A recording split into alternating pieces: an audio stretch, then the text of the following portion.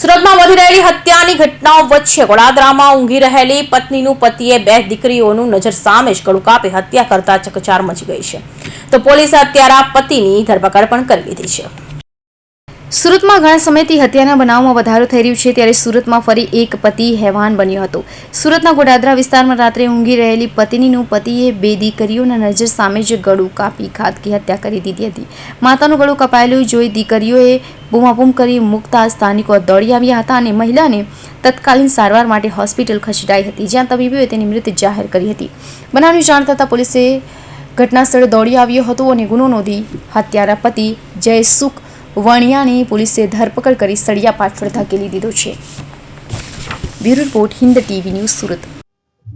Godadara police station વિસ્તારમાં આજે વહેલી સવારનો સમય એટલે કે 1:30 આસપાસ એક ભાઈ છે કે જેનું નામ જયસુખભાઈ લાખાભાઈ વાણિયા છે, પોતે ત્યાં રહે છે. એમને એમના પત્ની સાથે નોકરી બાબતે તકરાર થઈ હતી અને 1:30 આસપાસ એમને એમના પત્નીને ચપ્પુનો ઘા મારી અને એમની હત્યા નિપજાવી હતી.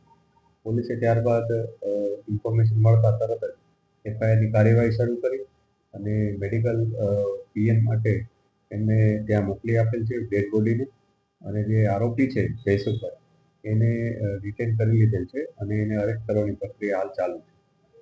આ ઘટનામાં અમે વધુ જ્યારે ઇન્વેસ્ટિગેટ કર્યું ત્યારે થોડીક બાબતો અમારા સામે આવી છે કે જેમાં પોલીસને જાણવા મળ્યું છે કે આ બંને વચ્ચે અગાઉ 2 દિવસ પહેલા પણ કંઈક તકરાર થઈ હતી.